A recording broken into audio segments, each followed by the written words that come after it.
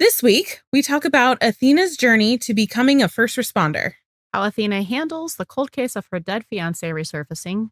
And the heartbreaking parallels to Season 8 and Bobby's death.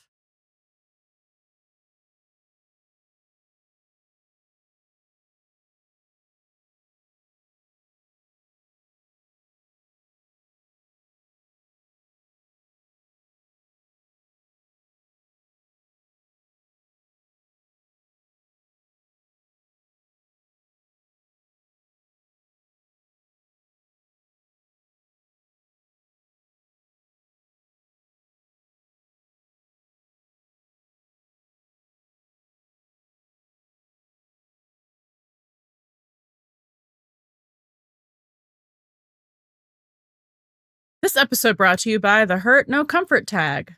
Welcome to Dispatch. What's it called this week? This week we're discussing Season 3, Episode 7, Athena Begins. Written by Kristen Rydell, directed by Tasha Smith, and it originally aired November 4th, 2019.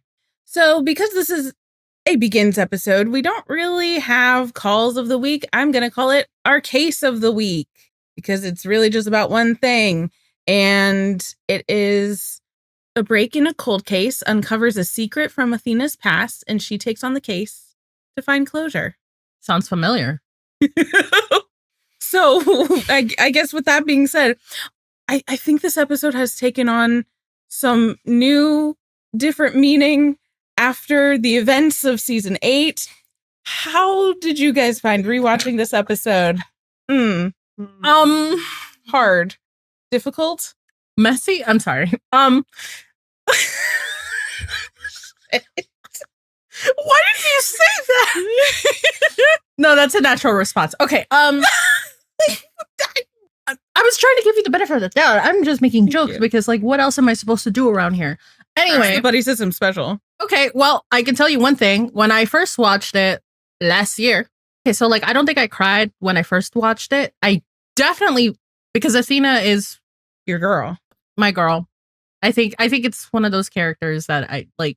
I can't say always my favorite, but like it's one of those that I feel like a connection to, kind of like Eddie. So like I felt really deeply for like what she was going through and like this whole experience that that she went through.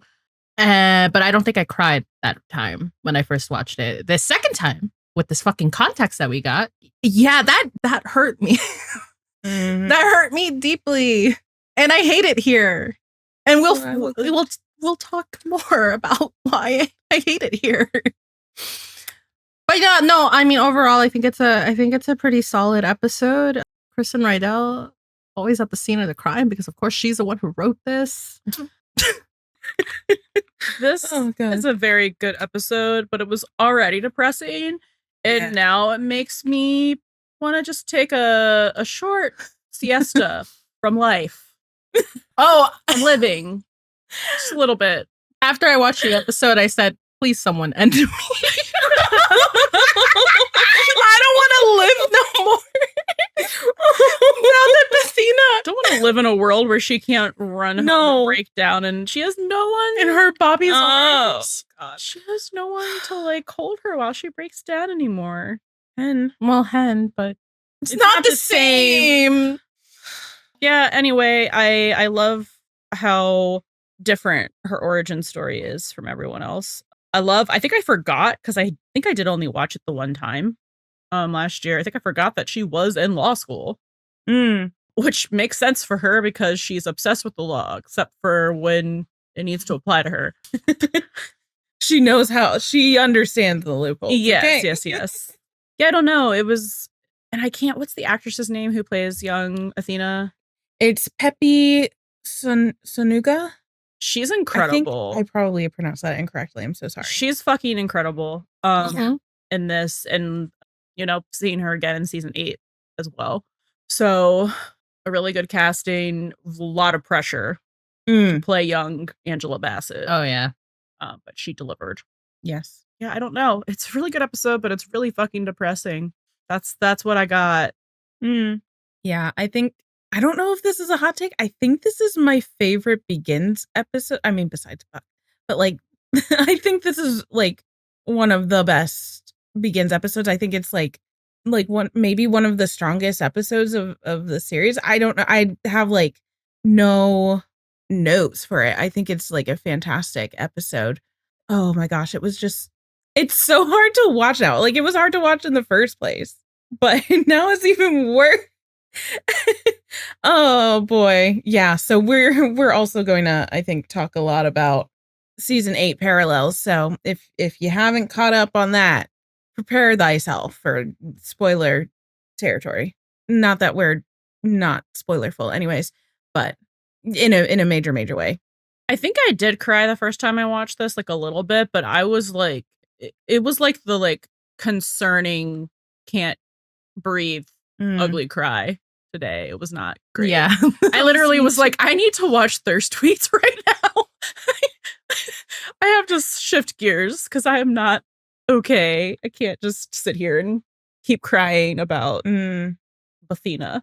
I was trying to hold it in so hard so nobody could hear me. But it was like, like the breathe, like I couldn't breathe. It was not great. How did I get through this episode like better than you guys? What do you mean? I think we cried at the same time. No? We just talked about this. No, but because I didn't. You weren't like ugly crying? Like for a long period of time. It was no, like I had a harder time watching 801, 2, and 3 for our rap than I did. But I did. It's probably just because I was watching it last night after our live stream, so I was just like, gotta get it done and then go to bed. Yeah, I think I said this earlier this week. I was like, I kind of want to watch the cruise ship arc. No. More pain. Oh my God. That's what I like to put myself through after something like this happens. Like, I have to do it. It's for you. Me. You really do embody hurt, no comfort. I need the comfort. I'm a happy ending bitch. Okay, so it was all uncomfortable for me. It's just that the death really recontextualizes everything now. So much. So much. Yeah, it's really inconvenient for a rewatch podcast, eh? Why does this keep happening? Oh, like, we could have rewatched this at any point. It's just now we're living in a Bobbyless world, and this is what we have to deal with now. I'm unhinged. Is that going on a shirt? We live in a Bobbyless world. My brain took that and went, I'm a Bobby girl. That could also world. Okay, that could be a shirt now. Oh my God! Just like the saddest Bobby edit in the Barbie font. No, just like the saddest edit to the most like not matching song. Like all of the footage from like the funeral to the. What's wrong with my brain? No one would find that entertaining other than us, but I was hilarious. Jeez. Personally, I'm so sorry. I'm running off not a lot of. I'm about to pull up Sony Vegas. No. Oh, okay. I'm your Bobby. I'm just rewriting the whole song. Yeah. Someone would find this funny. That's our next parody. I could probably, make a whole parody of that song. I'm a Bobby girl. I think it would be really funny. Depressing, but funny. We don't do this. This is how we cope. Coping mechanism. Yeah. We laugh.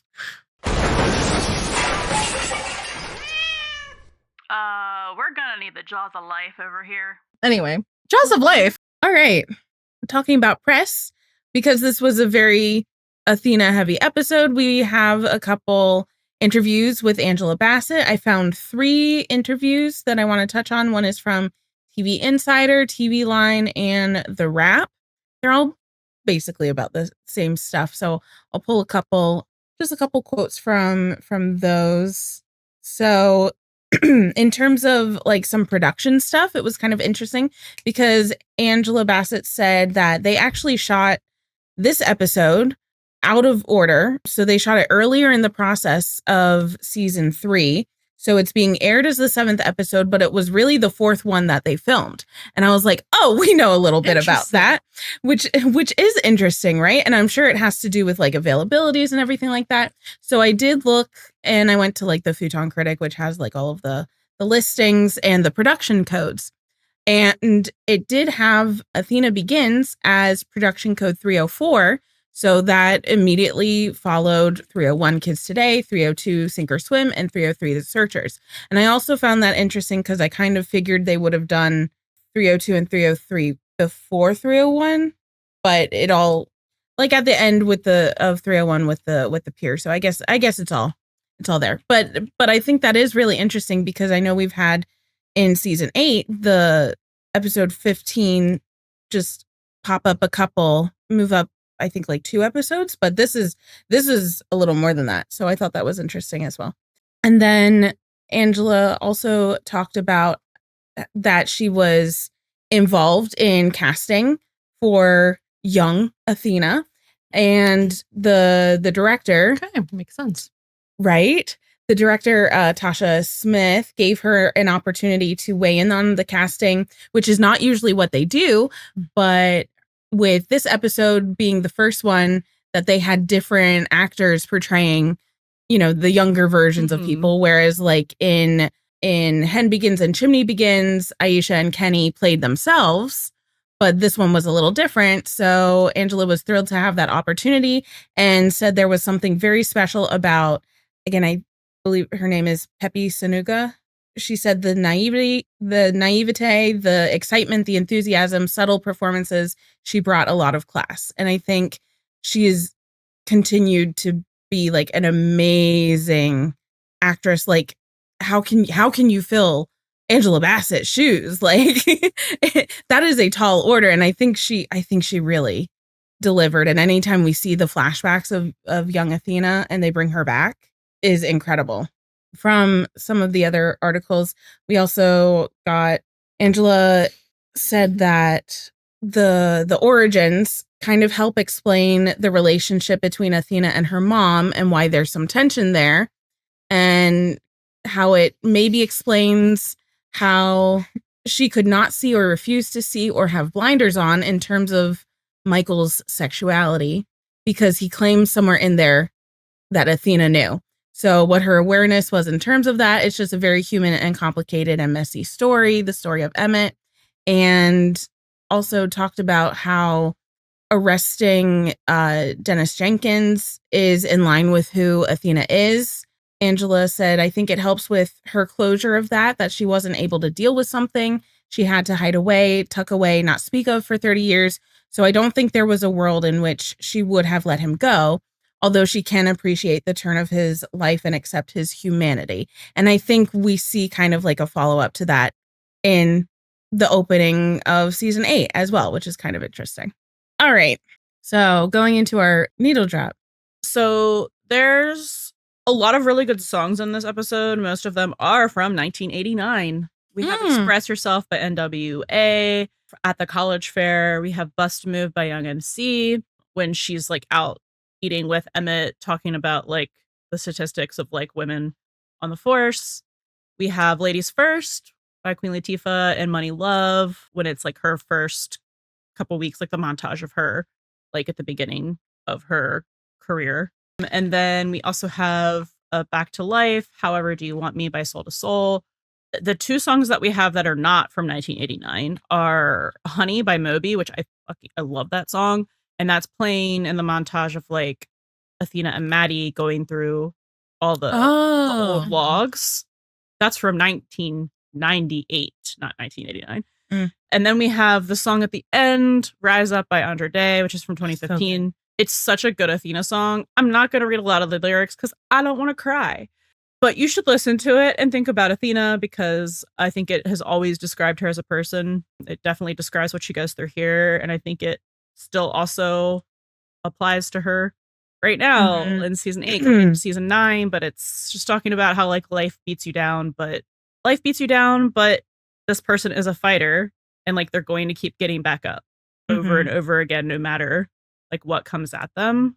Oh, it's a tearjerker of a song. It's a really, really good song. But like, I think that's what like I mean, obviously the story triggers me. I'm more of an emotional crier with music than I am with like other forms of media. So when they get me with a really good media drop, like a really good needle drop along with the story and whatever's happening, that's how they can destroy me personally. And this was one of those moments because Bobby's just like holding her while she finally like breaks down. Oh, we'll get to that. Yeah. Yeah. It did kind of remind me, it has the same kind of feeling as this tragedy is not the end of the story from, you know, the end montage of 818. Mm-hmm. Like a different message, but it kind of carries the same, like a similar. Yeah, this one's more individualistic, I think. Yeah. It's not even about having support, really. It's just about like finding the strength in yourself to pick yourself up no matter what happens and to keep going and keep fighting. Always keep fighting. Why? You guys did that to me the other day. Like, I don't know. Goodbye. I've been voted off the podcast again. You're gonna go sit in the corner and think about what you did. Oh my god. Oh, I've connected the dots. You didn't connect shit. Now I think we can get out our little red string corner. It should just be like the Athena murder board corner, actually. No, it shouldn't. Forget I said that. Moving on. So before I get into like the foreshadowing and parallels, like inter-season sort of stuff, I did kind of want to touch on some of the real life references that kind of got hinted at earlier in the episode and then became it had more of an impact throughout. So, so the first thing is actually just like a production thing. So in season 2, we mentioned that all of the Begins episodes with Hen, Chimney, and Bobby Begins Again, they were all directed by Jen Lynch. So she did all of those. However, this one for Athena is directed by, we mentioned Tasha Smith, who is an actress and a director. And she's seen in Empire. She was in Jumping the Broom with Angela Bassett. And I think this was really interesting because Angela said in one of the interviews that Tasha Smith is one of her dearest girlfriends. You know, Angela Bassett and Tasha Smith obviously have had a working relationship in the past. Like they've starred in a movie, maybe more than one together. So I think this is probably like a great pair up for director actor with that focus, and it makes sense because I think the care for Athena's story really, really shines through with this, and that probably has a lot to do with their friendship and relationship there. That makes sense. Mm-hmm. Talking about like the real life references that were made in this episode. So at one point in one of the flashbacks, the captain, Athena's captain, is talking about how, you know, the police related shootings were lowest that they've been since like 1981. And he says, let's try not to shoot anyone until the 90s. Well, in 1992, there were the Los Angeles riots, which lasted from April 29th to May 3rd. I'm not going to get too into it.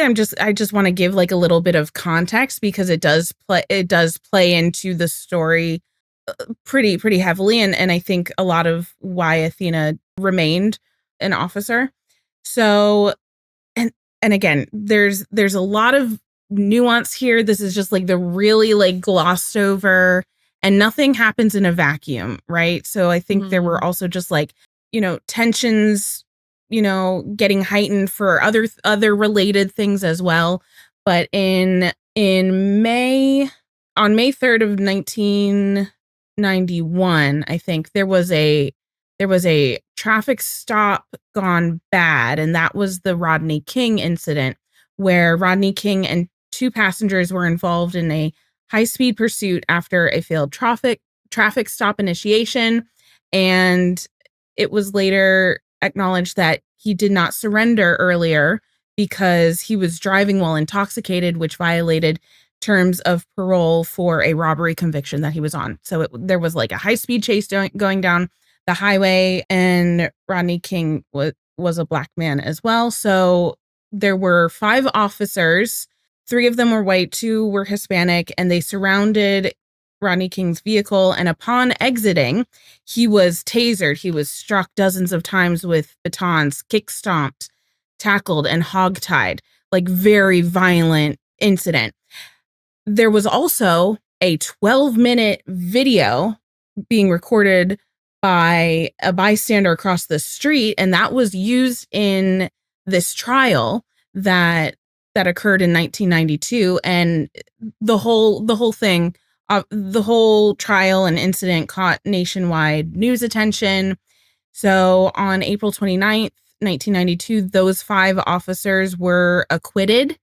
And that really, I think there were already like some protests happening throughout the trial, but that acquittal really like kind of sparked a flame, and there were massive just like riots for, you know, those like 3 or 4 days. Like, they had to call in the National Guard. There was not a lot. There was basically like nothing done to kind of mitigate or to de-escalate things.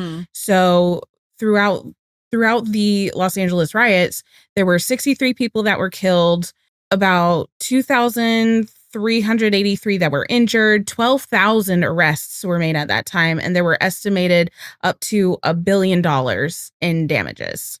So that's kind of what they're referencing a few times in this episode, and we see that kind of just little line drop with the let's try not to shoot anyone until the 90s, and then it becomes a little more definitive, like we see the footage or Athena watching the footage later on in the episode. So that, I think, has a lot of bearing on like the historical context of this episode, especially because it's flashbacks and everything like that. So that, again, just very glossed over.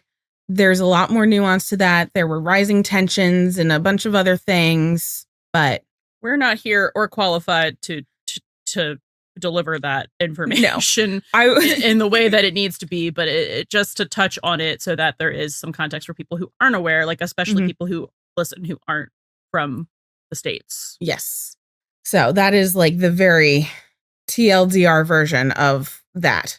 So kind of switching gears, now we can talk a little bit more about like foreshadowing and parallels in this episode. I think in terms of foreshadowing, there's more Tanya Kingston lore drop, right? Which we originally heard about a couple of times in like season 2.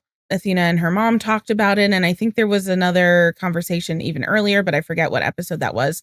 So there's it's a callback to that, but it's also like continued foreshadowing because we know that they will, you know, go more into the Tanya Kingston case in early season 6. So they're still just like really like building the lore there, which I appreciate. And then we have a lot of parallels. So I'll talk about some of the ones not from season 8 first, because there are a lot from season 8. So parallels to 209, which is Hen Begins.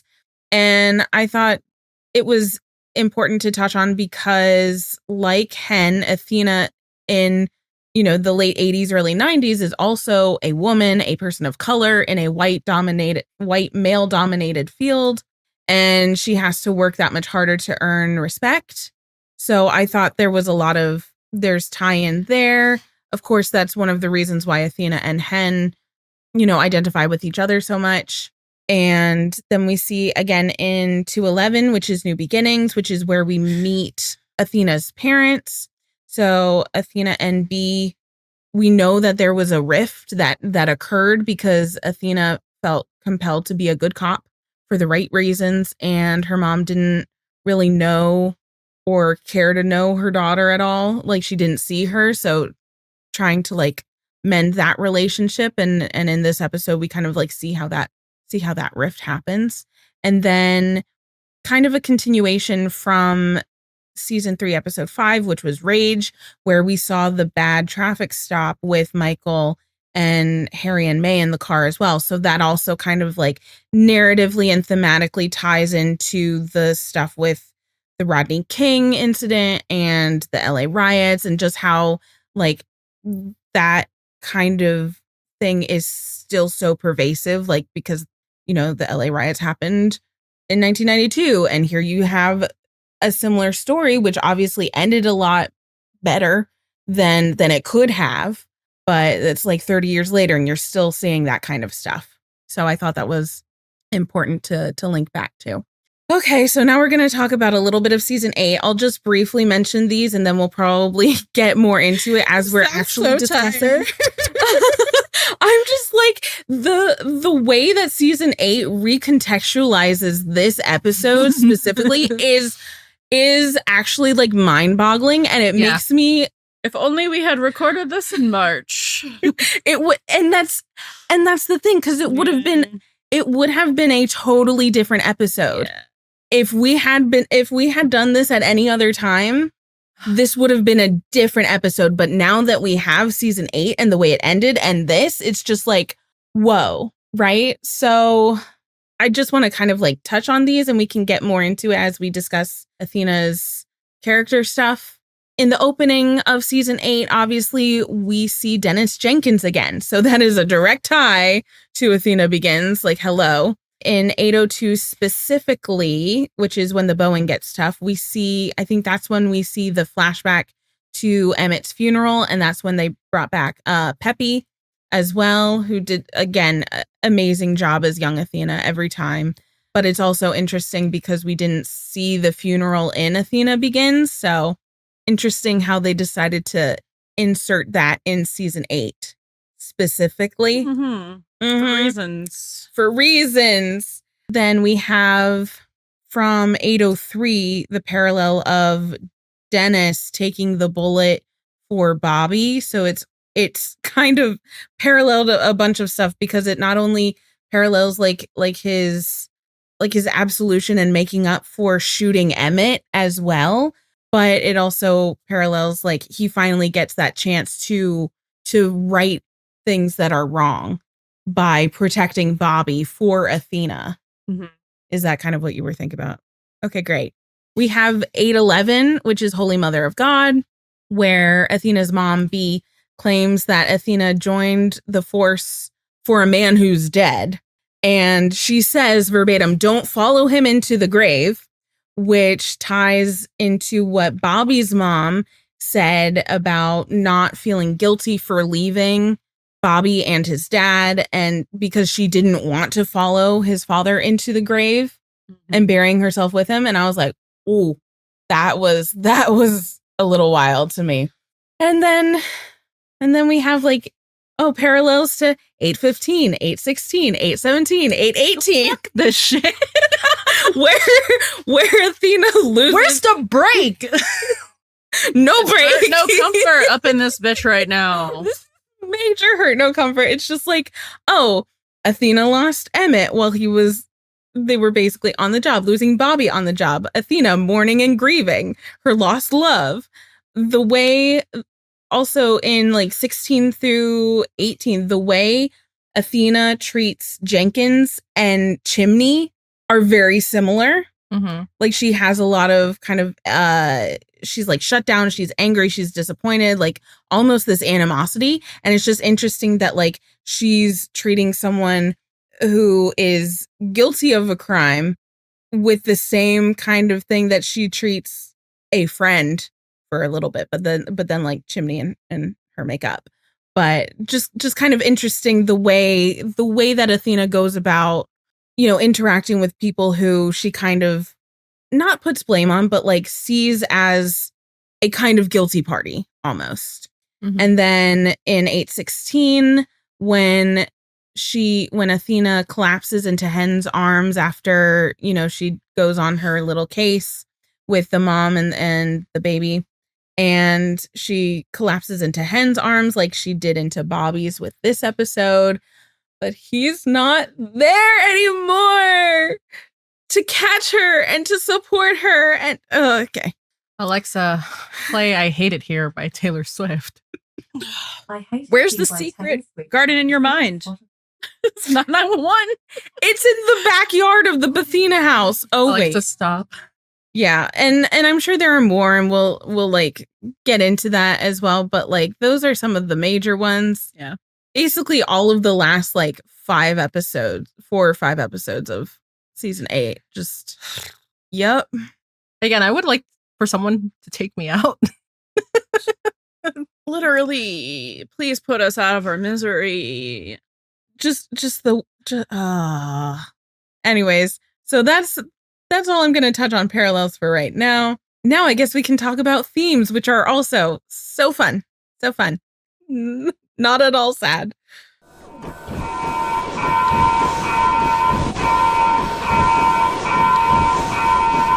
Flashover.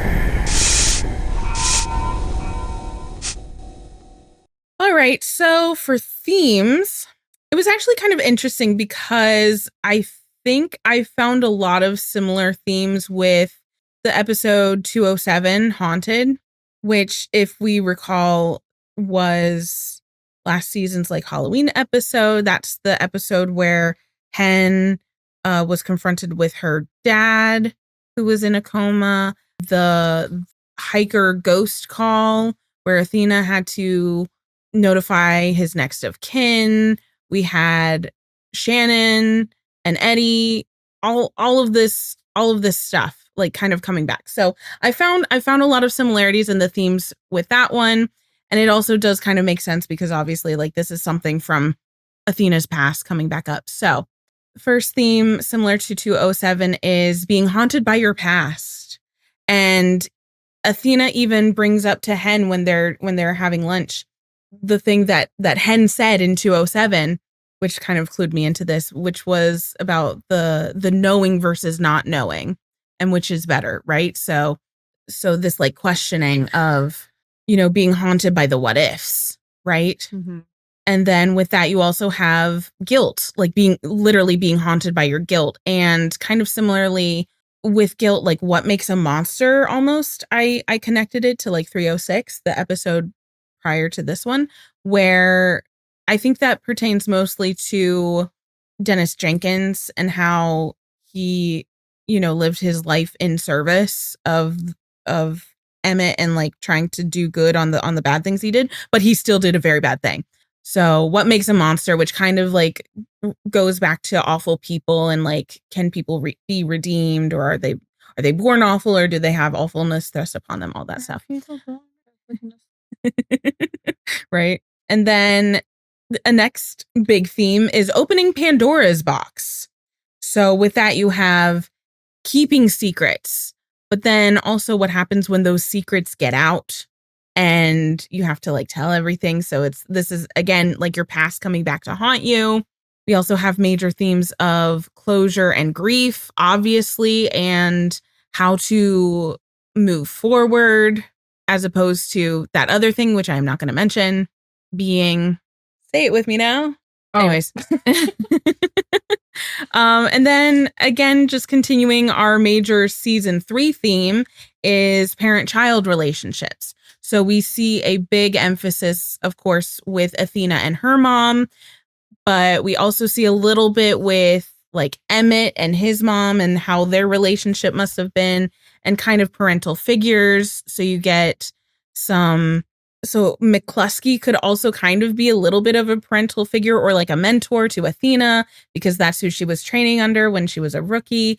You also get this blended family with multiple parental figures with like Bobby and Michael for Harry and May, because they're all having dinner together at the very beginning of this episode. So just like continuing that kind of like familial parent-child theme. And I think that about covers it.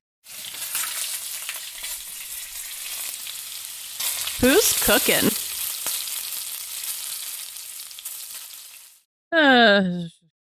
Hey, do you guys remember in season 8, episode 11, when Athena was really mad at Bobby for not telling her about how his mom is actually alive? Yeah. I think this was worse. I think this was way worse. I forgot about that part. Mm-hmm. Yeah. The fact that neither Michael nor Bobby knew. It's crazy. Okay. So yeah, I guess for our character arcs, which is who's cooking, and is pretty much just Athena, because this is the Athena show. This is the Athena episode. Well, until maybe season 816 I would also kind of consider being an Athena like one of the Athena episodes. They're so similar. I hate that for us as the viewer. Hand's face is so just like, I'm done. I hate 816. I'm sorry. I think I hate it. But it is very Athena centric, and it is very, there are a lot of similarities here. But let's talk a little bit first about Bobby and Michael, because I think we can talk about them a little bit in tandem. Where, well, I guess first we'll focus on Bobby. So he's confronting Athena about her investigation, like taking on this case. And by herself. Exactly. And he's really worried about her, like, which is fair because it's a cold case. You don't know what's coming down the pike. And so this is coming from a very like loving and I think understanding place for Bobby, because he even says like, I know what it's like to lose someone you love, which is, I think, a lot for him to admit too, because of his history and everything. And Athena's just like, first of all, Emmett wasn't lost. He was taken from her. And Bobby may understand her pain, but he can't understand her struggle. And I feel like that's a fair distinction, but Bobby's still just like so worried because there's no backup for her. It's reckless. It's dangerous. Like there's just so many unknowns. Things that could go wrong. Mm-hmm. Because she's going after like really strongly someone who like murdered someone, so you don't know what she's going to encounter if she finds them, like how dangerous they would be and all of that stuff. So Bobby I think is very, very rightfully concerned, worried, and which is kind of an interesting thing when compared to Michael when they have their little chat out on the deck, because Michael is a little more insistent, like, yeah, you can be mad at her. You can be mad. You're totally fine in that, which is true. That is a very valid thing. And Bobby's like, I don't really feel like I have a leg to stand on because I hid things from her too. But he didn't. And Michael says that. It's like, well, she knew all of that stuff before you guys walked down the aisle. So like you cleared that up. And I was also kind of like, that's a little hypocritical coming from Michael, because like, you know, you could say like, well, Athena knew all of the skeletons in your closet before you guys, you know, made it official and legal. Meanwhile, Michael didn't tell her about him being gay until like 2 years ago. And so Athena didn't have that like knowledge for their relationship. And maybe he's saying that a little bit out of remorse or regret, but I didn't really get that in the delivery. So it's interesting though, because you have both Bobby and Michael who have kept their own secrets, and they've had their own skeletons in their closets, their own like Pandora's box that has like opened up. And then you have Athena with this giant secret as well. So like in this kind of triangulation of them, like they all have kept things from one another. And it's just kind of interesting how each reacts, right? Like Michael is like, you can be angry, like it's totally valid. And Bobby is like, I don't feel like I can because I've done the same thing. It also recontextualizes how she reacted to finding out these things about Bobby and Michael herself, right? Because then in the back of her head, she's like, I've got my own secret. So I don't know if that is a little, she was probably not even thinking of any of that stuff as well, because it doesn't necessarily like affect their relationships as much as like Michael's secret did, you know, like Bobby's past doesn't really affect their relationship as much as like Michael's secret did. But it's just like, it's so interesting that all three of them were like keeping these really big things like so close to their chest for so long. I like that Bobby and Michael just continue to like get closer and support each other, and I really missed this friendship. Me too. Yeah. I think that it was equal parts crazy and smart for Bobby to call Athena's mom, but like I think that just goes to show like how desperate he was. There's like no other way he was trying to approach getting her to like be smart about it was working. Yeah. And I just funniest part of this entire episode is when B shows up and she's like, he was the son I always wanted, and they're both just like, oh my god, bro, our salad. Like, I know. And she's like, and B's like, I know what I said. Like, just so unapologetic about it, and it's out of pocket. That like, was this is a serious time, a serious moment. She's just like, yeah, that's the son I always wanted. Yeah. Which also like kind of makes more sense now why B was so like, you know, just I don't like you right off the get for both Michael and Bobby. It's like that kind of makes more sense now too. At least she gave him a compliment. She was like, at least he's smart enough to call me to help you. You know what I mean? Like she gave him, she gave him his flowers. I know, but she's going to be backhanded regardless. Yeah. I mean, that's just, but it was she is. Smart to be like, yes, she can't stand her mother most of the time, but like also her mother was there for her through this, and nobody else who can understand what's happening. Yeah, and possibly get through to her because at the end of the day, that's still her mom. So yeah, I just love their dynamic. Continue to love it, and seeing it just like grow. I thought it was very cute, and I think we're talking about this later. How like Michael was just like getting wasted in the house he built and talking about like how he doesn't like he's been salty about this all season. He really has. About how he's like kind of on the outside of the family dynamic and how like he's a guest in his own home that he built, designed and built. Like, I built this patio. Yeah. And don't you forget it. And Bobby's like, they're there. You'll sleep in May's room. Like,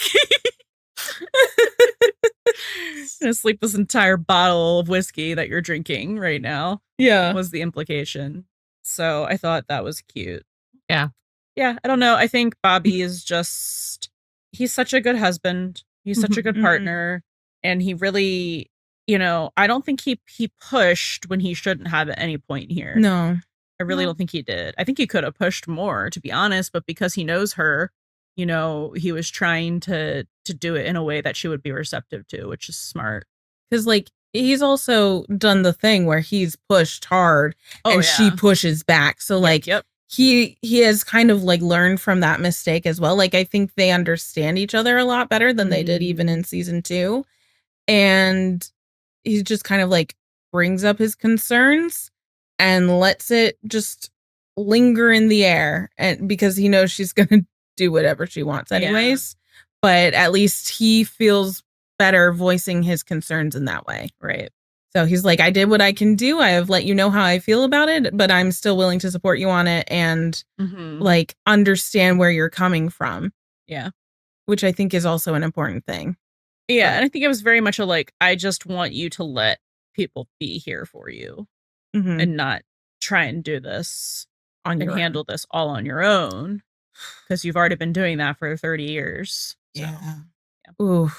I just thought of another parallel, actually, which is kind of interesting about how when B is talking to Athena about like, I did what you asked. I didn't talk about Emmett or bring him up or anything for 30 years, just like you asked. That's kind of giving the Buckley parents telling Maddie not to talk about Daniel. But like opposite. So instead of the parents telling the kid like keep this a secret, it was flipped in that way too. So that's kind of interesting. Should we talk about Athena? I think we have to. Oh my god. And the crowd cried. Again. Have we stopped crying? I realized I was like, I have not taken my antidepressants today. I'm gonna do that right now. Oh, yeah, that's probably a good. It's just so depressing, bro. I don't wanna. It's such a good episode. I think it's kind of almost a perfect episode. Like, not necessarily like a quintessential 911 episode, but just like the story. It's just so good. Yeah, but it's like the hope at the end is not there anymore. So that's why it's like. No, that has been changed irrevocably. But anyway, so as I mentioned earlier, surprise dead fiance.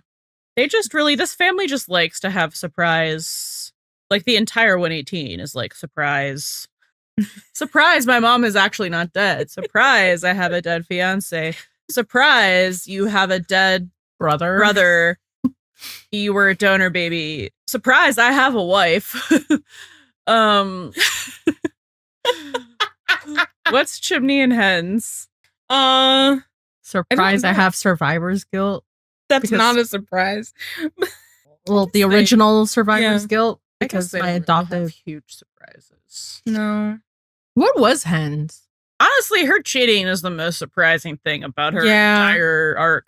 Surprise! The moon made me do it. Then what is chimneys? I don't know. Just surprise. I keep surviving. That is a surprise. I'm still here. Anyway, I live, bitch. I'm always interested. Oh, surprise, he's got a wife. Okay. Surprise, he has a wife he's still married to. One of the first things that we see him say on screen to Buck is, I'm all he's got, his mom isn't in the picture. Which makes it sound like at the very least that they're divorced. Dead. But it makes it sound like she's dead. Yeah. Foreshadowing. Anyway. I always am interested, like, when I am watching stuff like this, like how early they decided this kind of stuff was incorporated as part of the character, or if they just decided it while they were writing the episode. Mm-hmm. So, like, was a surprise dead fiance a surprise to everyone? It was to Angela Bassett, Yeah. and I didn't pull the quote, but in one of the articles, I think she spoke about. Hold on, I'm finding it. This is a quote from the TV Line article. The interviewer asked, "Did you ever think that Athena was harboring this much pain?" And Angela said, "Not at all. I was very surprised to see that. I thought they'd thrown everything they could at me in the love department, but no, there's more. And knowing our writers, there's still more." I was like, why did you have to add that part? Why did you have to say that last part? Not wrong. She's not wrong. So Angela wasn't super privy to it until they got this episode, which again was even earlier in season 3 than we assumed, but it's still like, I don't know when they decided to do that. Probably over the summer. Yeah. But it just like, it fits in so seamlessly with like the rest of the lore that they've already established. Yeah. Or the history that they've established with Athena too, you know? So yeah, she's just having a nice dinner with her family, and then her boss shows up and Drops a bomb. Accidentally spills some tea. And it's awkward. Oof. Yeah. Yeah. It kind of makes you wonder, like, if Elaine didn't make the house call, or they didn't have everybody over at that point, would Athena have even brought this up to anyone in the first place? I feel like she would have kind of like investigated in secret. Yeah. And then it would have kind of like blown up in her face. It would have been like in 16, where she didn't tell anyone what she was doing, and then people found it out. Ooh. That's probably what would have happened. Yeah. I hate history repeating itself. Yeah. So anyway, then we immediately like get this flashback to her at law school, which is so cool. I love these flashbacks because it's like you can really see the spirit of Athena, but you can really see it's just such a like much more unburdened version of herself. Yeah. Because it's like, she hasn't experienced this loss that we now know that she has, but like hasn't been through all the other shit that we know that she's been through. So she would have been like what, like 24? Very early 20s. I think she was in law school, so it wasn't pre-law. Yeah. Yeah, so she would have been like at least 22, 23. I want to say 23, 24 because law school's 2 years. Depends on how long you want to. Yeah. But like she's like thriving. She's got friends. She's having it's 3 years fun. And then you just like, because of these flashbacks, you just see how she hardens. I think she would have been by the end because it was like looking at careers, like they were all messed up. Yeah, that's kind of how I was looking at it. But yeah, so she got lured into this job because of Emmett being like, it's related to law, but like we get there first. So it's like it is kind of like explaining how adjacent like cops are to lawyers, but they're first responders. So it's like kind of the whole message of first responders. They respond first. They're the first people who can help in a situation. And like I guess the idea of cops, not the actuality, is that they should be there to help prevent things from happening so that like it doesn't end up in a courtroom. So I think that really appealed to her. Also, this guy was really pretty. So that definitely appealed to her too. That helped just a little bit, it did help a little bit. You do see how like she's going to law school, so she already has like her like sense of justice is such like a core pillar of her character in general that it was developed even long before then. And I think it was developed with all of the stuff with like Tanya Kingston and all of that. So like she was very young. I think she was like under 10 years old or something at that point when that all happened. So her like her sense of morality, right and wrong, search for justice is already so ingrained. And so I think that's what like made it like an easy transition for her to go for like from law to policing. Yeah. There's so much overlap there that it makes sense for her too. Yeah. So we see her very like quickly. I don't know the timeline, but it seems quick that she like changes gears. And you see her like at dinner with Emmett, like talking about how she would be like in a minority of women on the force. And she makes it sound like, why didn't you tell me this? And the words are saying like, I don't think that's great. But I think she just took it as a challenge. Yeah. It was like she would because of who she is as a person. Yeah, she was going to be like outnumbered like 9-1 in terms of like men to women on the force. She just went bet. Yeah. Right. Yeah. Like, okay.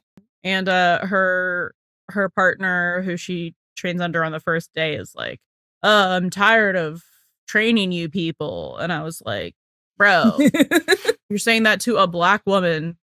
There's so many bad ways this could be taken. Right. But he was like, yeah, you guys just end up like falling in love and having babies and leaving, which I'm like, obviously she had to and had no trouble like continuing to do her job. So So it's interesting because McCluskey is already like kind of jaded. It seems like in terms of like if we're comparing for Begins stuff like McCluskey to Gerard sort of stuff, like it's day and night, because it seems like McCluskey, once Athena kind of like proves how serious she is about it, that he's like, okay, like he's impressed. You have he's impressed. Like she has the potential to be a really good cop. Yeah. But he was just like, he was reticent to like pour so much into training her if she was just gonna like, what? It's giving parallels to 8-12. Yeah. No, it absolutely is. And it's like with Eddie and the El Paso captain. Oh. Sorry, I was thinking 807 for a second. No. Oh my gosh. Eddie, right? Pouring resources into someone to train them only for them to follow the person that they love somewhere else. Yes. That is super interesting as well. And I was just thinking like to 807, like seeing Athena like in a training kind of role for a rookie, and how like that switch and how she like kind of learned like so much of Athena's, I think, procedure has been informed by McCluskey, you know, because he also didn't believe in being confined to sectors. And it's like, well, she's a field sergeant. She goes wherever she wants to. Stuff about like calling central that they're out of the car on investigation when they weren't. It's like, oh, already like learning how to take advantage of some of the loopholes, like what central won't know won't hurt them. And I think that really did inform a lot of how Athena she does that. Yeah, how she approaches on the field. Yeah, exactly. But I was taking all those liberties. right. But yeah, sorry, going back to how like McCluskey was kind of like he just like didn't want it to be a wasted time and effort, as opposed to like Gerard, who was actively racist, homophobic, and sexist, and all the ists and icks and stuff. So like just like the difference there is interesting too. But yeah, I don't know. You get to see Athena being Athena. So she is hyper competent, very dedicated to what she does, and just like amazing at everything. So you just get this montage of like young Athena being like brand new at this job and already like kicking ass, which is cool. Taking names. And also kind of like in the flashbacks, you see how she balances both her professional career and her personal life with Emmett as well. And you see how, it kind of appears like she could have it all, a fulfilling career, a fulfilling relationship, gets along with his mom great. Her mom loves her mom's him. Happy with it. Yeah, like what could possibly go wrong? Like it really looked like everything was coming up like roses for Athena. And that can only last so long. But it really shows like, yeah, just like the balance there seemed pretty perfect. I know it was like kind of montagey and we only get like little flashes here and there, but it seemed to be and like if it's her remembering it too, like memory is always going to be, especially once someone dies who you were fond of, a lot of your memories are going to veer more positive. Yeah, remembering the good stuff. Yeah, but we do get a pretty like picture perfect image of Emmett, which also like is fair. He's very pretty. He is. Like no wonder she was kind of drawn over to that. It makes sense. He had like a lot of charm about him. And it's just the personality, I think, is very similar to Bobby. Yeah, I kind of think so too. I thought so too. Yeah, when she's at Jenkins' place and she's talking about how to her it means nothing. What he's done with his life means nothing. But she's basically like, but Emmett would be so impressed. Like he really would. Because he was always a good man. Like he didn't have to make himself one, and he believed in second chances. And that just sounds like Bobby. It just sounds like Bobby, and it was just I was already crying. It's really upsetting. Then it is upsetting. But that's the kind of person she's drawn to, because that's that's part of her, but it's also, how do I word this? Like the goodness in others. That's not what you want to say. It's so like, yes, we know Athena's a good person, but I think there's a difference between being like a good person and being someone who believes in people. Right? Because I think I'm a good person, but I don't generally believe in people. But my partner does. Right? And I love that. I love that he is always trying to help people and looking for the good in people. Like, I love that. It's not me. It couldn't be me. But I love that in him. So I think that's kind of what I'm trying to say, like about her, where it's like she really admires that quality, but she doesn't possess it herself. Yeah, like she values it. And I think one of the reasons why she values Emmett's or Bobby's belief in people is because she, especially with her job history, has seen kind of like the worst in people. Yeah. So I think that's probably one of the reasons why she so often seeks people out who possess that. Yeah. Because it kind of like almost buoys her a little bit more. Yeah. And ends up being like, the balance, the yin to that yang. Yeah. It's all just so straightforward. This is the part of I think this was the part of the episode that made me think about 8/16 a lot, because I was thinking about how like in Athena Begins, like she was able to get closure. She was able to do something to get closure for Emmett and for herself, for herself.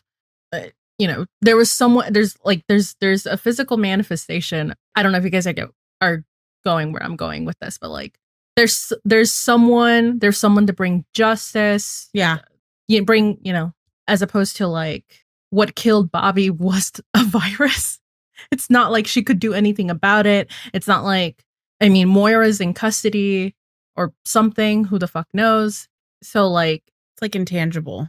So it feels like she couldn't really, like she did throw herself into like work and try to solve that case of the empty casket, the baby and all of that. Mm-hmm. But like, it just, because of how that ended, it just feels like she can't like avenge him. Yeah. Yeah, that's exactly it, because there's nothing, and that almost makes it worse, right? Because there's nothing that she can even do that's within her power. Like it was totally within her power to take on this cold case and finally find Emmett's killer and bring them to justice and like finally get the answers that she so desperately needed for 30 years. But with everything with Bobby and the virus, there are no answers. There's no justice to be made except for the fact that it's just unfair. And like she does say to Bobby, to the ghost Bobby, Force ghost Bobby. She does say to him that the reason why she was like doing that, like trying to solve that case, was because he would have wanted to find a way to help. Like it was her way of honoring him, but at the same time, like it's like she couldn't solve it. So yeah, like it's definitely like she couldn't avenge him. She couldn't, the only way she was able to honor him was to send them off to Minnesota, bury him in Minnesota. Oh, I hate it here. I know. How many times are we going to say I hate it here in this episode? Start your counter now. We've already reached like 5. 5 for sure. But in terms of this idea of like honoring a memory, I think is also like a really important through thread from Athena Begins and the end of season 8 as well. Even in 802, when we see the funeral of Emmett and Athena gives that eulogy of, like she will always honor Emmett's memory and she will, try to put that forth. I think Jenkins says something actually kind of similar when she confronts him, but this idea of honoring someone or honoring their memory by living life in service. So Dennis Jenkins also really understands that as well. And he said that he tried to live a life of and in service and to honor someone who was like so dedicated to making the world a better place. So I think we've seen Athena do that on behalf of Emmett as well. We've seen Jenkins try to do that on behalf of Emmett, and we also see like Athena doing that again on behalf of Bobby. So it is just like a very similar, like honoring someone by the way that they like cared about their world and their community and stuff like that as well. I mean, we do see her, I guess, honoring Bobby at the end of season 8 and 18 by, making amends to Chimney, encouraging him to step up and be more confident and take, ownership for how good he is, how good of a leader he is. And then we see her, embracing the family and embracing kind of the spot where Bobby used to be. So I think that is going to be how she honors Bobby. Yeah, moving forward. Mm-hmm. Yeah. Mm-hmm. And it is also kind of interesting and a little different because, Athena was able to honor Emmett in kind of a different way because they're both cops. Yeah. So she is very much like continuing his work, right? Because they're in the same like field of work. But it becomes a little bit different when it's Athena and Bobby, because even though they're both first responders, like Athena can't go out and do the firefighting on Bobby's behalf sort of thing. So she has to kind of figure out a way that she can honor in a different way than how she did for Emmett, because she was doing that for 30 years, but like she can't really do that same thing. Does that make sense? Yeah. So she's like honoring Emmett in the profession and the career. Meanwhile, with Bobby, she's honoring the family. Of it all. Yeah. The more personal, I would say, personal level of honoring him. I think that's kind of beautiful too. So then she's like, all aspects of her life is like it's for her, but it's also like honoring some of the people that she loved the most. And it's honoring, the side of her that like looks for right and wrong and justice, but also the side that like is so like nurturing and loving, family oriented, and is, I think, really indicative of the men that these two people were. Yeah. Yeah. It's just really sad that like that's what her life is. It's just living her life to honor people she loves who are no longer there anymore. Yeah. Which is like, that's a high bar to set for yourself. But it's also like two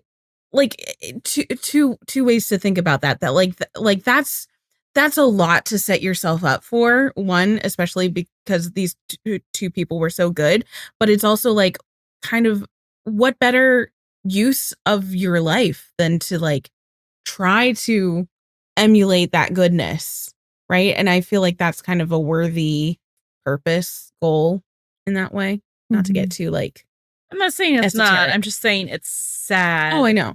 Oh, yeah. I knew you weren't saying it wasn't, but it is. Yeah, there's always going to be some like sadness tinged in there because it's, yeah. Anyway, before I start crying, I guess I really enjoy seeing Athena and Maddie stuff. Yeah. Yeah. So I thought that was cool to tie in there and bring part of like, well, I guess more of the extended 118 family. She's not part of 118. And seeing them having to dig through, like, as someone who grew up in the 90s. Someone who was born a year before Athena's flashback starts. I enjoyed like seeing like not just all of the nostalgic stuff in like the flashbacks, but seeing like having to like, oh, what do you do when you have to like work on a cold case from the 90s? Oh, a giant paper trail because it's not digitized. No.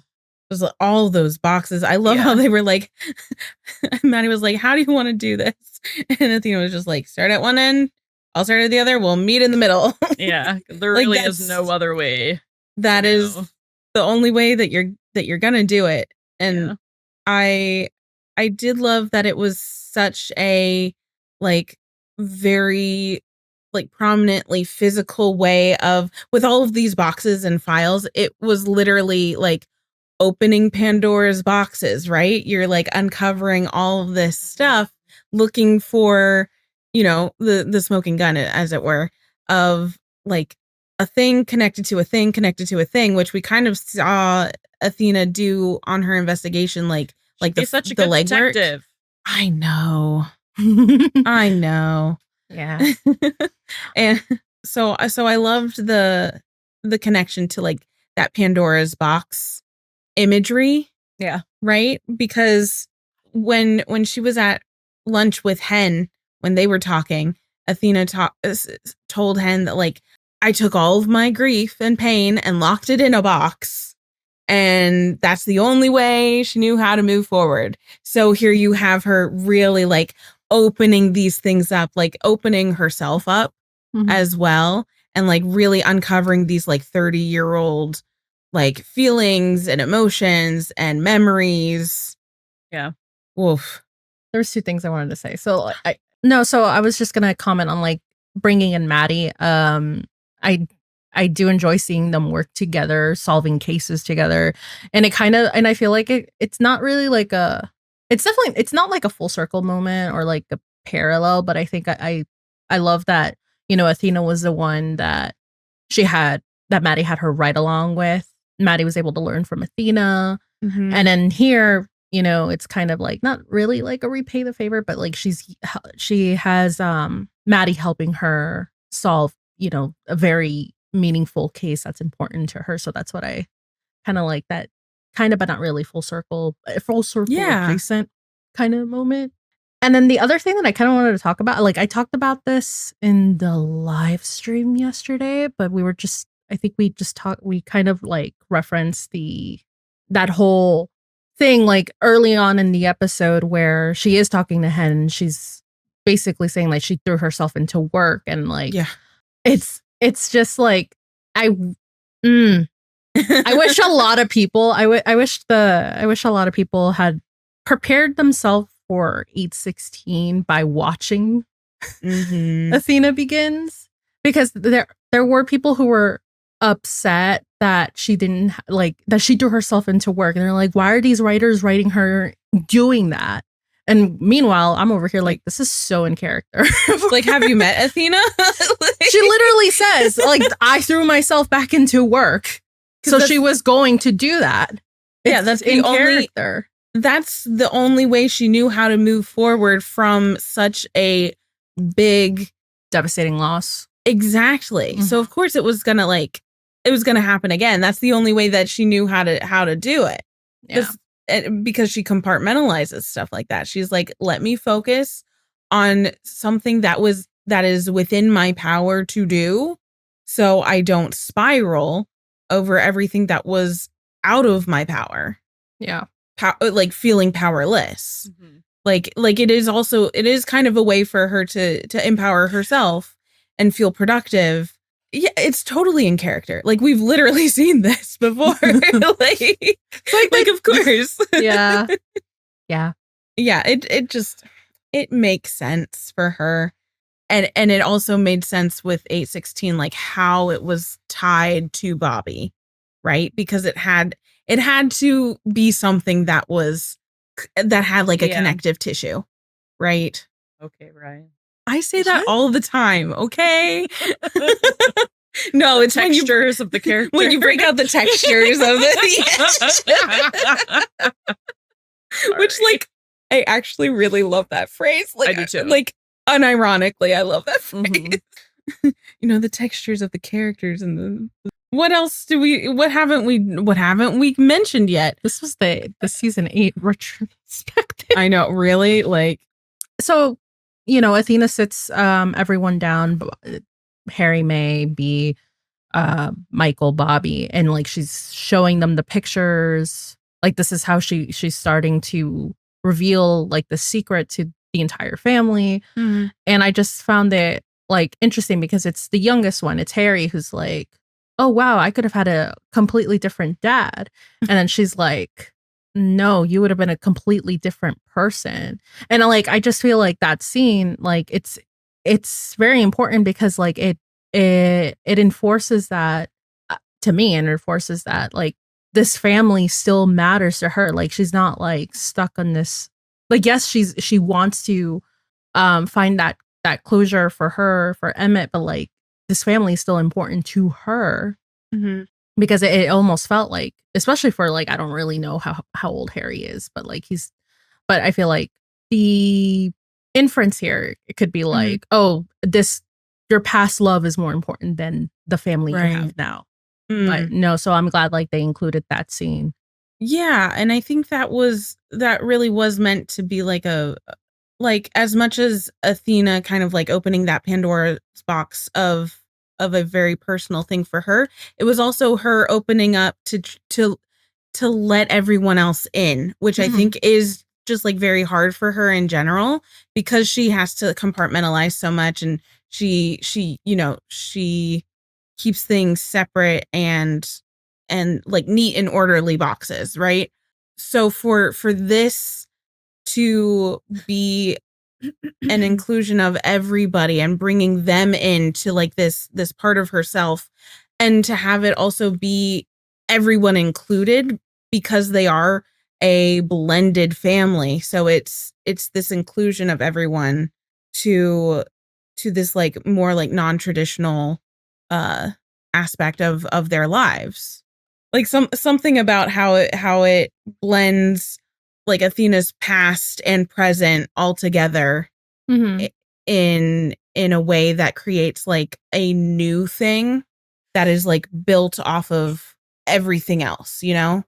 Like that can be kind of like stronger or better because of everybody knowing. Mm-hmm. And then you have more of that, like that tension of knowing and not knowing and secret keeping and stuff like that. Because even at the kind of the end where Athena is talking to Jenkins, like as they're having that confrontation, and Jenkins says to Athena, like, you've carried my burden for 30 years, because Athena has had to live with her own guilt of like not knowing and blaming herself, which she talks to her mother about. But like Jenkins has had to live 30 years with the guilt of knowing that he did all of that, and like nobody else knowing. So it's just like letting everything come into the light, I think. And that's kind of like the only way that you can really move forward and find that closure is I think there was a line there where Athena says, like, you know, this Emmett dying was like a wrecking ball in all of their lives. They managed to put the pieces back together, but there will always be cracks. And I feel like that is so applicable to the now as well. It's like, yeah, because we're like with the end of season 8, we were talking so much about like how they can move forward, how they can like grieve together, because everybody is like in the knowing and together, but it will never be the same as it was. There will always be cracks, but you can only do so much in finding closure. Here's how we can move on, that kind of stuff. Before we get to scene dissection. Notifying Emmett's mom, just very briefly at the very end, where it was like both the past and the present kind of flashing back and forth together, which I thought was very beautifully done. And I love kind of the reverse mirrors that we have here, where in the past it's Athena coming to tell Emmett's mom, whose name I do not know, not sure we get, but is it yeah, Tina? Maybe. I think it's Tina. Okay, yeah. Thank you. That's my mom's name.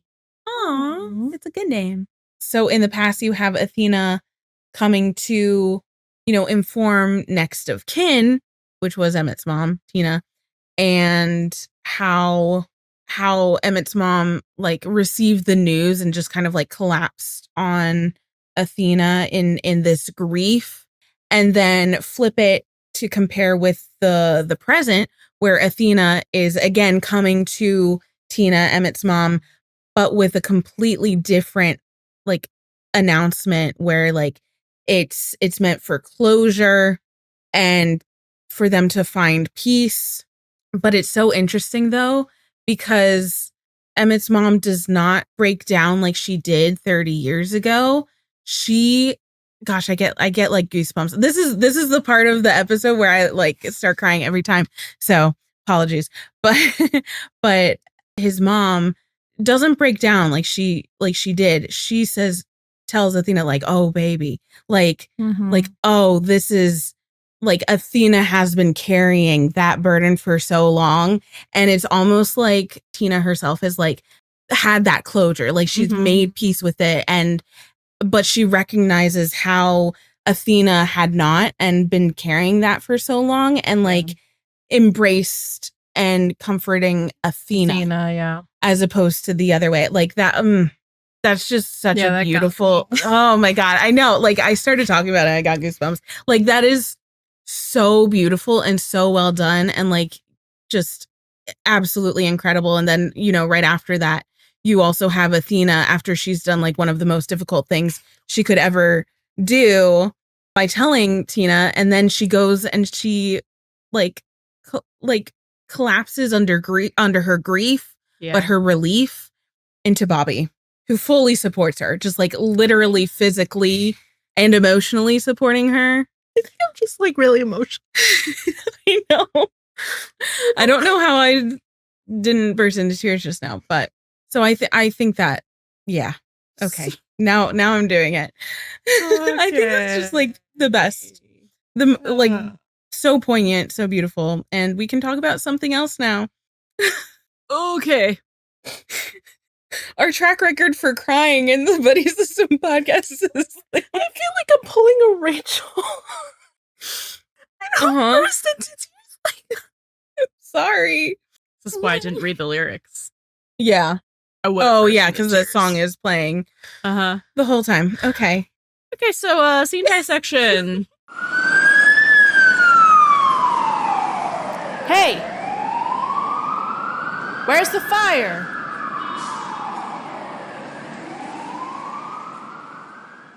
So Athena is in her place after Emmett's death, and she's watching the news and watching a traffic stop going wrong. She's watching some police brutality on the news. And her mom walks in and is talking about how she's going to have movers come and give them a quote. And I was like, oh my God, what's happening? And Athena tells her, and she's like, I'm so glad you're not going to be out there anymore.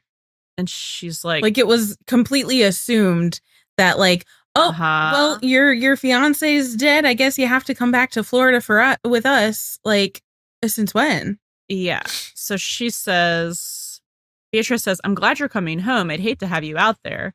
And Athena says, I'm not going with you. I'm staying here. I'm going back to the job. And Beatrice is like, what are you talking about? And Athena says, I joined the force for a reason. And her mother, God, when I catch you, Beatrice, says, you joined the force for a man who's dead. Like, we already know she's a little bit caustic anyways, but like that's not why she joined. No, which really indicates, I mentioned this a little bit earlier, but it really indicates like how much B does not see Athena. And like she just doesn't understand, I think, Athena's sense of morality, sense of justice. And I think it was like more acceptable when Athena wanted to be a lawyer, because like that's a great job. Like, oh my gosh, you're going to be a lawyer. That's what every parent wants, right? A doctor or a lawyer. But didn't understand why Athena was drawn to that kind of career in the first place. Just kind of like, oh great, she's going to be a lawyer. Awesome. But never really like understood. And Athena says that because her mom's like, he joined for a man who's dead. Don't follow him into the grave. And Athena's just like so despondent. Just like, you really have no idea who I am, do you? Because it's like, at that point, if your parent doesn't understand you, you're a full grown ass adult. Like, what are you gonna do? What can they do? Like, exactly. She also couldn't force her to move back to Florida with her parents. Yup. But she says, you're my daughter, as if that's her whole identity. Her mother is just one of those moms that had, and the Diaz parents have this too. We've talked about that as well. Yes. It's one of those parents who had this perfect vision for what their kid's life is going to be like. And when it's not that, they're a constant disappointment, constant judgment. And it's like, well, you're not the daughter or the son that I knew, not who I raised you to be. It's like, well, you never knew them in the first place. Exactly. Yeah. Yeah, you're my daughter and you are not staying here to be a part of that. And Athena says, that is why I need to stay here, so there can be more officers like me and less like them. And her mom's like, what difference does that make? It's also like misplaced. It's like shielded by like this faux like protectiveness, because like, you know, like she's saying that she doesn't want anything to happen to her daughter, but at the same time, it's like, you don't understand like the whole reason why she wants to stay, and it's just like tone deaf of her. Yeah. It's also just like, if you wanted to fight about how dangerous the job is, that's one thing. It's still going to be a fight because you still don't understand her. But it's like, you're like assuming that just because the person she was engaged to died, that she's going to move back home to Florida. Like she was only there to meet a man, and now that he's dead, she's coming back to Florida. She could also be a cop in Florida. Yeah, she could have. So I think B just basically thought like Athena was going to school and law school to get an MRS degree. You know, I was thinking that. That's what I was thinking. And it's so interesting. An MRS degree is like this idea of to become a wife. So like a Mrs. Like you go to college to meet a successful man. Okay. And then you get married and then you don't have to be in the working force or anything like that. And go to school for. Yeah, it's this idea of women going to school not for like education. For education or see that career of their own, but to basically meet a man who will provide for them. Who will provide. Yeah. So see, I never thought of it that way. I think I don't know. Like, it's kind of like an outdated notion, but I think, you know, it still pops up every once in a while. I think it's still a thing that's pervasive and more like conservative religious family kind of upbringings. Like it was, I think it was also big in like the 50s, 60s when women were like the 40s, 50s, 60s when women were like allowed to go into colleges, right? But it's like there wasn't really like a purpose or a workforce for them. So it was just like, oh, they're just educated so they can meet like, so they can be impressive and meet like a better man and shit. Yeah. But yeah, no, like padding their resume for it's like, well, you they're can a good go to wife school and get your MRS degree, but now the MR is dead, so you're coming home, right? Holy shit. Oh my god, that's what it gave. Yeah, exact thought, Rachel. I really did. But yeah, her mother's a fucking piece of work. So Athena tries to explain to her, you know, when she says, what difference does that make? Beatrice does. She says, those cops, they think they're doing the right thing and someone needs to show them that they're wrong. And her mom's like, you're a fool and I cannot allow you. And she's like, I'm a fucking... It's not your decision and it's not your business. Go off. Yeah. And it's like, I love this scene because you see the moment where like this shift, this rift just like breaks between them because everything preceding that with the flashbacks showed how close Athena and her mom was, like their relationship, even though they obviously still didn't totally see eye to eye on everything, but like there was a lot more like understanding or like just closeness there. And this is like the moment where that just broke. Yeah, you definitely see it. You definitely see it like when she's trying on the wedding dress. You definitely see it like when they're talking about Emmett and all of that. So yeah, the whole MRS thing. So valid. But yeah, like she was more excited about her finding a man.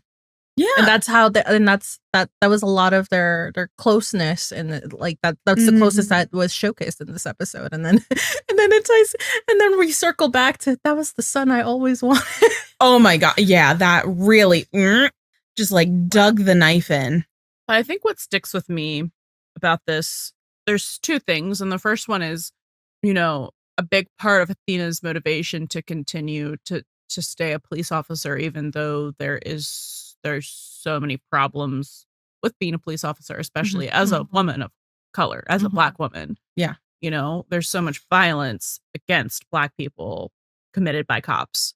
So I think this gives us a little more nuanced look at why, you know, her character specifically, like even in the face of like that being rampant, decided to stay on. But it also, just like on a personal note, because I care way more about that, because you know me, I don't want to talk about cops. Just that feeling of the people who should see you and care for you most in the world, just looking right through you.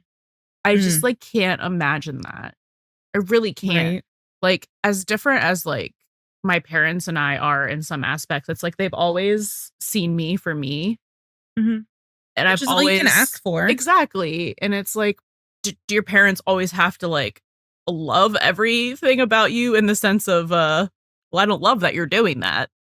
But they love you anyway. They love you anyway. And they support you because they want you to be happy. And yes, your parents want you to be safe, but it's like, they shouldn't be trying to control you. Yeah. And basically writing you off, disowning you, whatever, if you decide to do something that goes against what they say. And I just, as someone who is Buckley coded and I guess adjacently partially Athena coded, that like need to feel seen, to feel like known, loved, accepted, is just like when your parents don't. I can't imagine like how hard that is. So that's why that scene really sticks with me. She's dealing with this like unfathomable loss, and then she has to deal with this shit, which is like the opposite of like what her mother should be doing in this situation. And this is just like, I don't know, conjecture, just like based on the little we know about her parents and how she was raised. I really do think that what her mom wanted her to be and how she raised her, two completely different things. She wanted her to be this like demure wife, and she raised her to be a very strong, independent woman, and then was disappointed when she turned out to be a very strong, independent woman. No, Han, you're so right. It's like the cognitive dissonance there is astounding. Can we what? Say it. I don't know if it's controversial. I don't know if it's like so yikes what I'm about to say. No, say it. This is a safe place. We needed Emmett to die for like Athena's evolution. But then I don't want to say it because like that's cursed, because then I say fridging almost, or no, I'm not talking about like it being fridging. Well, it is fridging, but like I think I'm like for her to be like this strong. No, that's not what I'm trying to say. She was always strong. Yeah. She was already strong.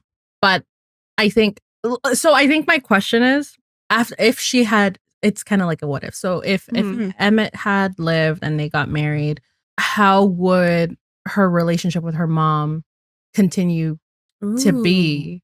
Because it would have been a situation where her mom loved Emmett, but was still hypercritical of her choices. Yes. She would have gotten injured on the job eventually, and she would have been like, you should quit, like you're married, and like you guys are having kids now, or you should have kids. Yeah. You know, would be constantly nagging her about having kids. Like we saw her nagging her before she was even with someone. I think there still would have been a lot of tension. There would have been less. There would still be tension. Like if Athena remained a cop, I think there would also always be that tension there. I also wouldn't be surprised if there was kind of like B trying to get Emmett like on her side. Like, why won't you like just talk to her, make her see reason that she doesn't have to do, you know, all of this sort of stuff. Meanwhile, he has the same job, right? But it's like, but he's a big, strong man. Yeah. And not her daughter. I also think it would be, that's a really interesting question. So I also think it's kind of interesting to compare how B acted with how Bobby acted when he found out and was concerned about Athena, you know, taking on this case by herself, because he was trying to understand. And we know that how much like he does actually see Athena. And even when she told him like, you may understand my pain, but you will never understand my struggle. Like he took that and was like, you know what? Fair.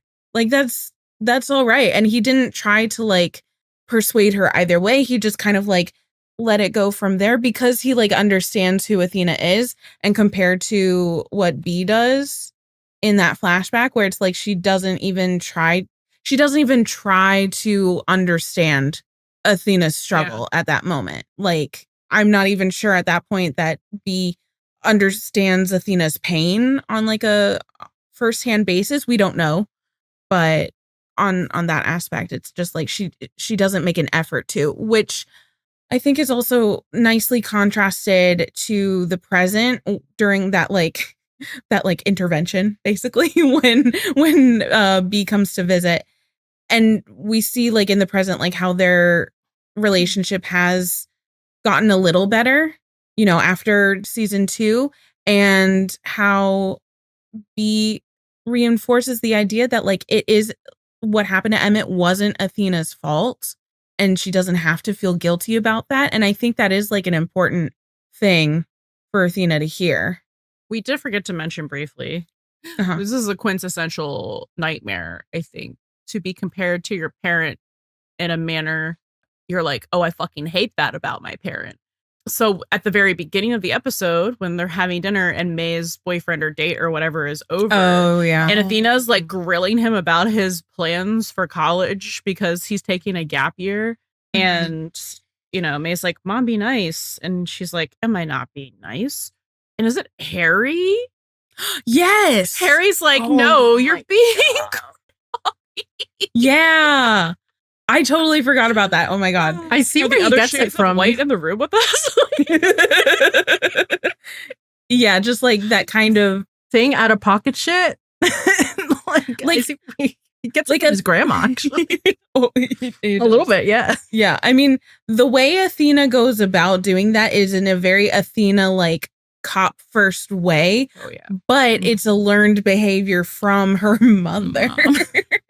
Yeah, where she's also like trying to raise a very strong independent woman in May. Yeah. But also being kind of like hypercritical of certain things and like of course Athena is different, but like yeah, I think Athena does need to hear even though she and her mom still aren't always on the same page, it's getting better, but like that insistence that B is a little more understanding now than she was way back then, where it's like she understands that Athena was carrying that guilt for 30 years and that she doesn't want Athena to have to put all of that in another box for another 30 years.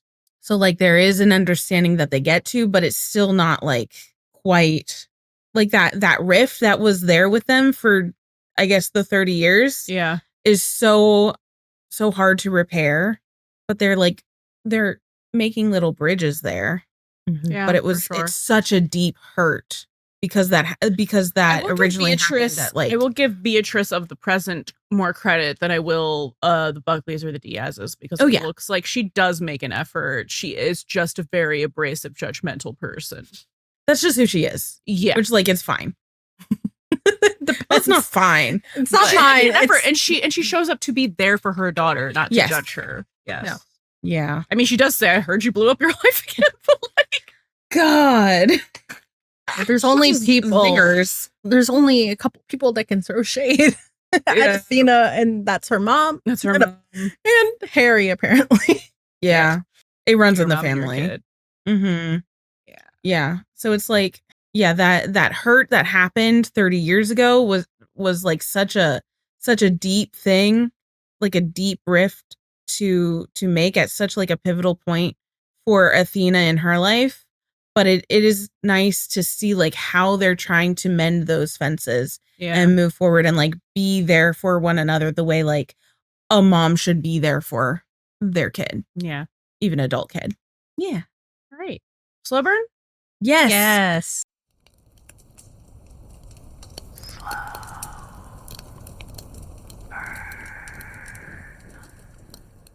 You would think in an episode without either Buck or Eddie that there would be no slow burn. However, I'm so proud. I didn't come up with any of these. I felt the spirit of Han like wash through me when I was like, Good, I'm glad. Oh, I was too depressed. Too depressed to Fujoshi out. Fujoshi out. I will say that while I was watching the episode, there were times when I'm like, because I, again, unfortunately, I'm of the Buddie Bathena parallel agenda. Yeah.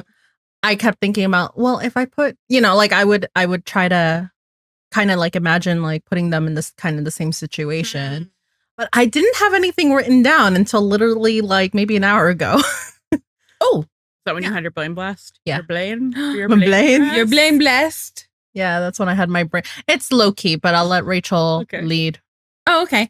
So what I kind of found was the point we mentioned very briefly when Michael was talking to Bobby and he's like, I built this patio. I'm a guest in my own house, sort of thing. And I just, that kind of like, piqued a little thing in my brain where, and you guys might have to help me like put the straws together because this was like 6 a.m. Party here. But okay, good. But later on in season 3, I think it's 3:11, which is Seize the Day, and this is the moment where everyone is at Eddie's house, and Maddie's telling him like that he needed to have brought something, and Buck is like, this is Eddie's house. I'm not really a guest. And how something about how this idea of that aligns with the idea of partners, specifically romantic partners, because Michael was romantically involved with Athena, but he is no longer. But so he is a guest in that house. He is no longer like of the. Can you help me with that? So even though he helped make that house a home, he no longer lives there. Thank you. Yes. And even though he's part of the family unit, he's not in the same capacity. He's different. He's feeling replaced. He's different. He's feeling out of sorts, like not. He's feeling removed. He's feeling like, it was never really his. Oh my god. I mean, it was, but yeah. But so there's a parallel here for 311 and to 818. Great. Okay. Right? Because where Buck is touring in new places. And the realtor's like, what was wrong with your last place? And he's like, oh, it was never really mine. I was just subletting. Mm-hmm. So yeah. So then it also with that part of the conversation with Michael saying like I'm a guest in my own house, that also implies that Bobby is not a guest. No, he's not. Because he is making this new home. He had his stepdaughter set up space to sleep in the same room as Harry so that there could be an open room for Michael to be a guest in the house he built to sleep there. So he's not a guest in that home. That's his home. That's his family. Yeah. Yeah. So Buck having see some dynamics of this season 9 with Buck feeling like he is a guest, maybe. Is a guest in the Diaz home, feeling like he's not in the spot that he's used to being in the Diaz family. So yeah, I saw you put that and I was like, oh yes. Okay, good. Because I was like, I know there's something there. Down. I can't fully articulate that. So thank you so much. Yeah, that idea about like home, guests in the home. Then we also have when B is talking to Athena, I think in the present tense during the like family intervention sort of thing. And B tells Athena, like, she's speaking about the guilt that Athena carries. And she says to Athena, I know you would have taken that bullet for him, but you weren't there and there's nothing you could do. So like you have to absolve yourself of that guilt. So, who else thinks that it would have been better if it was them who had been shot? But was just standing there who couldn't do anything to save him. It's not my fault. It's right there. But Buck in 414 talking to Eddie, I was thinking it would have been better if it was me who had been shot. And it's just like literally like Buck also wanting to take a bullet for Eddie, just like Athena wanting to have taken that bullet for Emmett. It's just like, that is so, I mean, come on. Partner romantic partners. Soulmate coded. Yeah. Yes. And it's continuing that tie between Buck and Athena as well, which makes sense. And I think, I didn't write this down, but I think there's also something about Athena having lost a partner and then finding the love of her life with Bobby. Something about Eddie having lost Shannon and maybe finding the love of his life with Buck. As well. That kind of similarity there. Is that me? Yes. Go for it.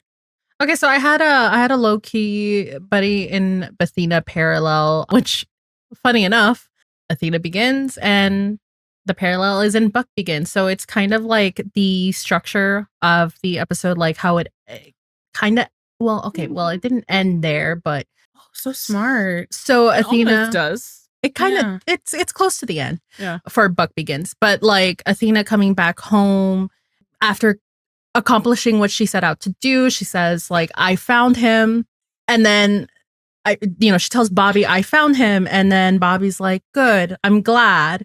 And then, she proceeds to break down. But with Buck Begins, it's like after the fire and, Eddie comes up. So they greet. So Bobby and Buck greet Eddie, and Eddie comes up to him and he's like, show off. And Buck is like, I had to do it. And then Eddie's like, and Eddie's like, I know you did. Like, it was kind of like, it was like Bobby and Eddie are in this like roles of support.